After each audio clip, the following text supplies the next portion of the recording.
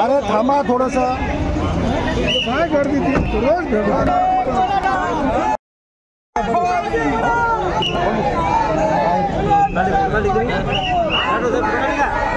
हो काढले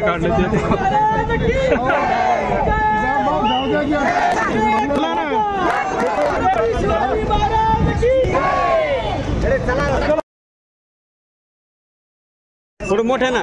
पाटील साहेब, सगळ्यात पहिला प्रश्न असा आहे, तुम्ही दवाखान्यातून बाहेर पडताय, तुमची तब्येत कशी आहे? डॉक्टरांनी काय सांगितलं? चांगली आहे।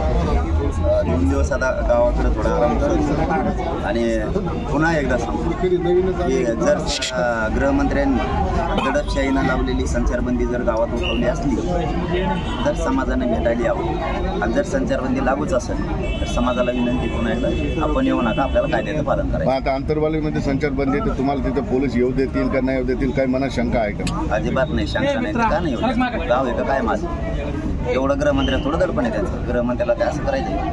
गृहमंत्र्यांनी शिकत केली असेल बहुतेक ते आता, कारण इतक्या दिवस राहणं काय शक्य नाही।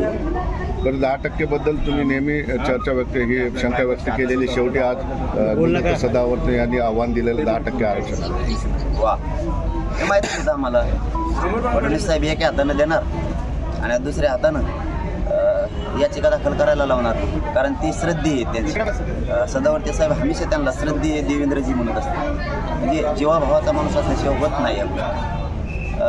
म्हणूनच आम्ही आमच्या मागणीवरती ठामे ओबीसी आरक्षणाने सगळ्या सोयरीची अंमलबजावणी करणं। त्यात नुसतं सगळ्या सोयऱ्यात मराठीचं कल्याण होणार नाही, ओबीसी जेवढ्या काय जाती त्यांचे सगळ्यांचे सगळे सोयरे त्याच्यात येणार आहेत, म्हणजे आरक्षणापासून वंचित राहिले ते सुद्धा त्यात येणार आहेत। म्हणून मी नुसतं मराठ्याचं सगळ्या सोयऱ्याच्या माध्यमातून काम नाही केलं, सगळ्या जाती धर्माचं काम केलं आणि मी त्याच्यावर ठाम कायमस्वरूपी ठाम राहणार। पण शेवटी शंका खरी ठरते की आरक्षण टिकणार नाही का? आता कोर्टात दाखल झाले, कधी शिंदे साहेबाला सांगतो, मुख्यमंत्री शिंदे साहेबाला सांगतो, मराठा समाज मागासवर्गीय ठरलाय, तो मला ते ओबीसी आरक्षणात घ्यावा लागेल आणि त्याची कॅप मोदी साहेबांपासून वाढवा, 102वी, 3वी आणि 105वी घटना दुरुस्ती करावं लागेल। आणि जर राज्याला अधिकार दिले असले, असं जर शिंदे साहेबाचं म्हणणं असलं तर राज्याला अधिकार दिलेले तर ओबीसी आरक्षणात 10% घ्यायला अडचणच नाही। मग कॅप वाढवा, तुम्ही सगळेजण जे आमदार भांडतात नाही तर मराठ्याचं परत वाटवा म्हणून नेत्यासाठी स्वतःचे, मी नेत्याला बोललो, पक्षाला बोललो, तर हे आमचे मराठीचे आमदार आणि नेते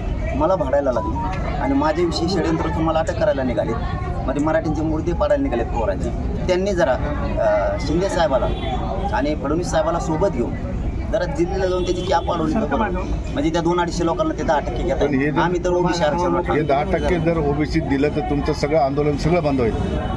हे 10% ओबीसी 200-250 जणांसाठी किती घणी मागणी केली, त्यांच्या लेकराचं वाटलं होऊ नये म्हणतो। सगळ्या सोयरीचे केल्यावर आणि ठरलेल्या त्या 4-5 गोष्टी ज्या आहेत, गॅजेट, गुन्हे मागं घेणे, जे फडणवीस साहेबांनी जे शब्द दिलेले त्यावरच बोलतोय, त्याच्यापेक्षा शेपूट लांबलेलं नाही, ते करावं। आंदोलन करायचंच कशासाठी आम्हाला, आणि राजकारण तर अजिबात नाही करायचं। ठीक आहे, धन्यवाद।